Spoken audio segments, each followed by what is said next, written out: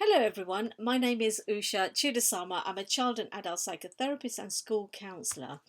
In today's talk, I want to talk to you about the 7 fundamental truths that will serve as a framework for a system of beliefs and reminders for you to adopt or adapt using the nurture approach for your children's growth to build a strong foundation so they feel happy from the inside out. This is kind of a basis for conscious parenting. So I just want to tell you quickly a little bit about me. So I have a private home clinic in Woodford, East London, and I'm currently working with children and adults that have mental health concerns. So I work in collaboration with charities and other agencies that work with children, and I really I love doing this. And thank you to Jackie and to Claire for inviting me to speak today. I'm really pleased to be here. So after spending 20 years as a teacher, a behaviour consultant, and now a psychotherapist, I now know that mental health issues in families can actually be prevented if parents are empowered and helped with their own unresolved issues so that they can be freer to coach their children with life skills for happiness. What I'm going to share with you today is the nurture approach, because one way that I help families is by coaching them and nurturing them to focus less on discipline and more on connection and relationship, and the more conscious and attentive in how they are parenting their children. So what I want to share with you today is the starting point of what I do with them. So imagine that there are some parents who are not necessarily conscious parents, but they are on their way to become conscious parents. And by conscious parents, we're talking about actually being able to see your child from an empathic perspective. So, what I'm going to share with you today is the starting point, and it's what I share with the parents that I come across, and it's kind of like the beginning stages of becoming conscious parents. Conscious parents are ones that can see and feel and understand their children from their point of view. They're empathic. They come from a heart-centered place. They're very in tune with their children, whereas the parents that I work with are not in that place, and the starting point for that is to get their mindset in the right place. And that's what I do to begin with, and that's what I'm sharing today. So these 7 mindset principles for conscious parents, which actually I have in my um, best-selling book, Amazon best-selling book, Your Happy Child: 10 Proven Steps to Raising a Happy Child. So it's in here. And Angela Schwid said, while we teach our children all about life, our children teach us what life is about. That is a really profound, perception, isn't it? And it really beautifully captures the shift of perception when we become a more conscious parent. And it just makes the whole parenting journey so much easier. So you may have heard of the nature and nurture debate. It's an age-old debate. And with nature, what theorists argued was that it's through our genetics that we have a certain set of characteristics, and we obviously inherit physical traits. But these theorists say that we also inherit personality traits too. Now, the nurture theorists say that actually it's the environment that impacts the way that our personalities and preferences develop, both as parents and as children, okay? So nurture and the environment refer to the home, the city, and how we are raised by our parents, our teachers, our friends, our nurturers, basically, all the adults that are around us. And remember, that's the same for children. So experts now recognise that both factors actually play a critical role. It's not a push and pull against one particular kind of theory. They say that we need both. We need the nurture, we also need the nature. So not only that, they say that nature and nurture interact in important ways all throughout life. So I have used the acronym nurture to highlight these 7 mindset principles for positive and conscious parenting. It's these 7 fundamental truths, which are like mindset shifts, things to remember, things that will help us to adopt and adapt to being a more conscious parent. If parents who are listening will follow these, they will understand that children and young people who have a good start in life statistically have better advantages over those children whose early attachments have been a little bit neglectful or non-consistent. Now, when parents are nurturing, they offer so many opportunities to their children. For example, they do better at school, they attend regularly, they make meaningful relationships and friendships, and they're less likely to experience mental health concerns later in life. So, here I'm going to go into the 7 different principles. So remember that our mindsets can change how you view yourself and others. So let's go through them. So NURTURE. We'll do the first one, which is N. N for notice.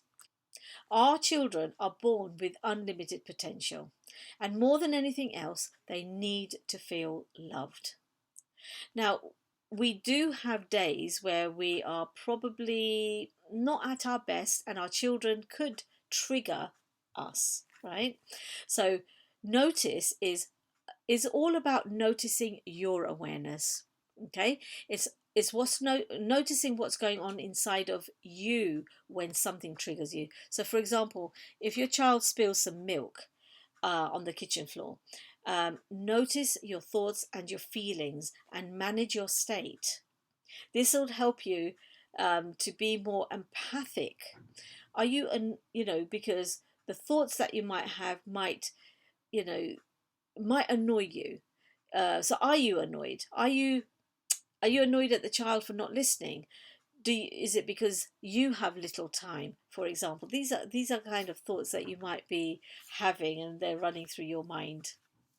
So are those the kind of thoughts you're having, or are you reminding yourself that actually, your child is only, I don't know, under 11, and they made a mistake which can be resolved with love, kindness, a bit of coaching to do it better next time? The more we kind of hold that mental image and the energy that our child has unlimited potential, and actually they've made a mistake and they can correct it, then what you'll notice is a change in them too. So N is noticing all of your own inner voice that's going ahead, and then shifting it. It's about changing and shifting it, and remembering that actually clearing up milk will only take 2 minutes, but actually if you've hurt your child by shouting or saying something that's not appropriate, that will stay with them for many years. It actually will stay them for many years. So U is for unconditional love. Now, it's obvious that we love our children, right? Love is what your child needs to feel alive.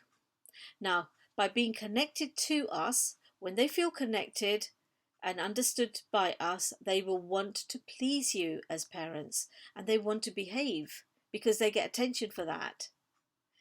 And conditional love actually means that you're willing to pull away from your connection with your child under certain circumstances. Unconditional love means that no matter what happens, no matter what you do, I'm going to stay connected. I'm going to pursue the goal of connecting and staying with you. So when parents love and show affection to their children, even when they make mistakes or fall short of expectations, this is unconditional love.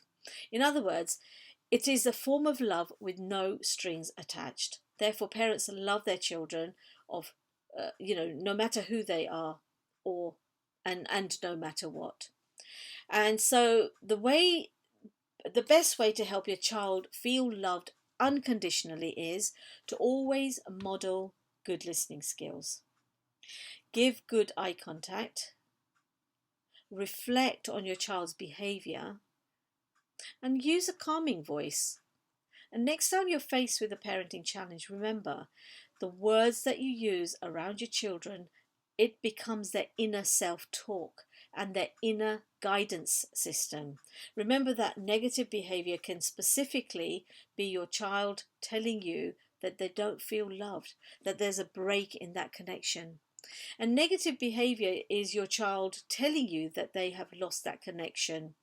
So make sure you use positive language and give unconditional love.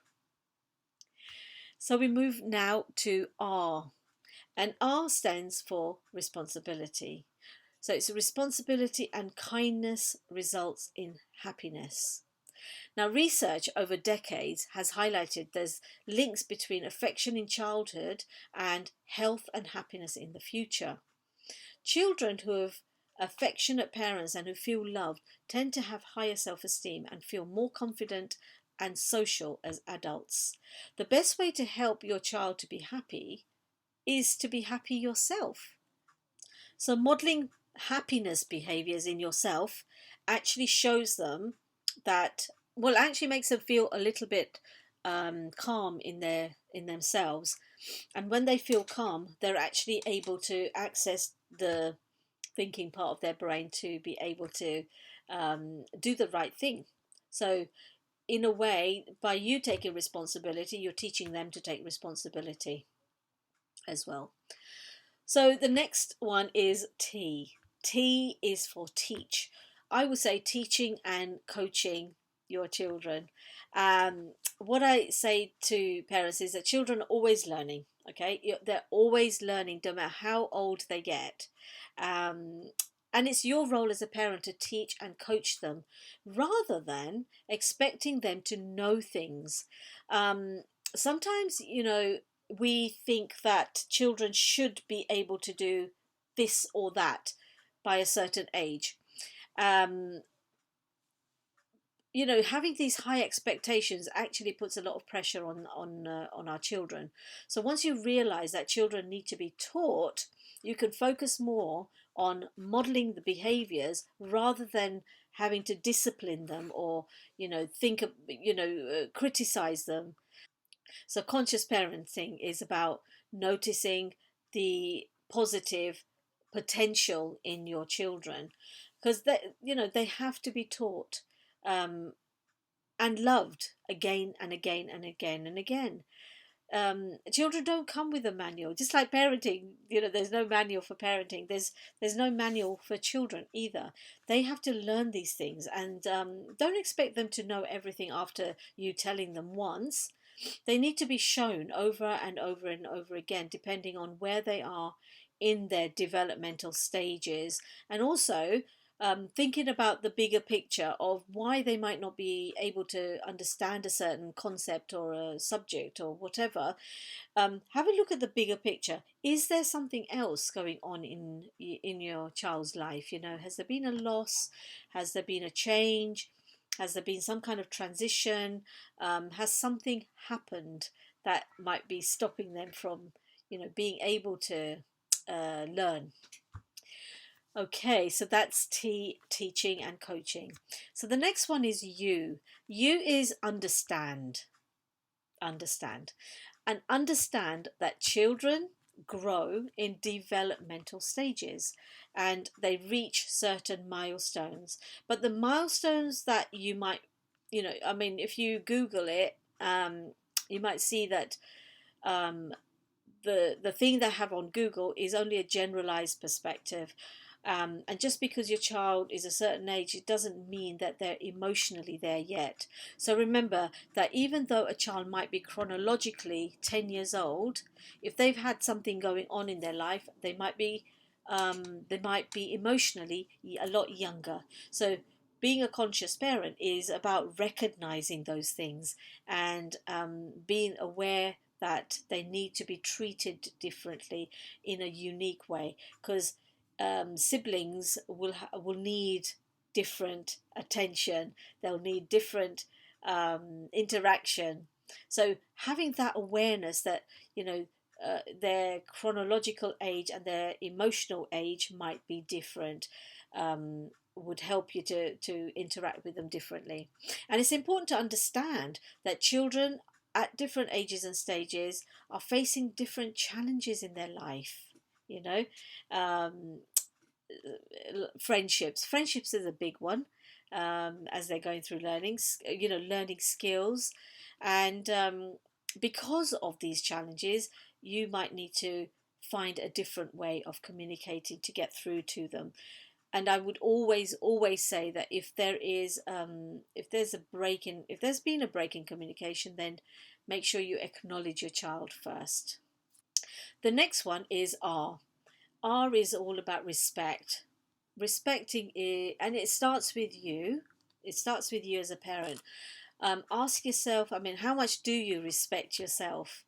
Now, as a parent, you can only give to the children what you have, and that includes how you feel and your mindset. So it all starts with you. Now, and as a psychotherapist, I do say this to parents. So if there are any emotional issues that need to be worked through with the parent, then you know there's no harm, there's no shame in asking for help. It's important, in fact.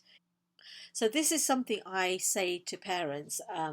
You know, if you have emotional issues yourself, then there's no shame in asking for help, and please do ensure that you do get professional help, because the way that you model your self-respect, yeah, is what your child is going to learn about respecting themselves and other people in the future. So remember to model the behaviors that you want to see in your child. Respect yourself, respect your child, and they will be respecting you in return. So, for example, if you want your child to share, okay, let them see you sharing. If you want your child to communicate well with their siblings or friends, then speak to them in a soft, kind voice, and not shout at them if they make a mistake. E is for enjoyment. So, enjoy and have fun with your child. In our busy lives these days, it's so easy for days to pass without really seeing your children. And it's important that you really acknowledge your child and look at them when you're speaking to them, and look out for their responses. It's their responses that's going to give you the data, the understanding of where they might be coming from. So see them. I mean, really see them. I mean, really pay full and undivided attention to them. Hear them. Hear what they're saying. Listen to their, uh, listen to what they're saying, but also listen to what they're not saying. Is there something that they're finding difficult to communicate to you? So, lastly, have fun with your child, because you know what? These times that you have with your children are going to be, you know, they're going to go very quickly. They grow up really quickly, and it's good to make memories with them, because for your child, those memories will last forever. Children don't remember what you do, they don't remember what you say, but they do remember how you make them feel. So, conscious parenting is about remembering all of those. So, today I've talked to you about the acronym NURTURE, which will help you remember the 7 truths um, about conscious parenting, and the mindset that you need to have for conscious parenting. First is notice. U is unconditional love. R is responsibility. T is teach.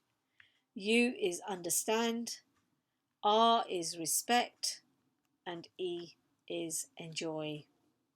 So I hope you found all of that useful. And if you want to find out any more, then you can go to my website, which is www.parentyourhappychild.com, for a free downloadable ebook entitled How to Create an Environment Where Your Child Will Listen to You, which explains more about the listening aspect, and it's key to creating the right environment, which is partly what I've been talking about today. Thank you for listening.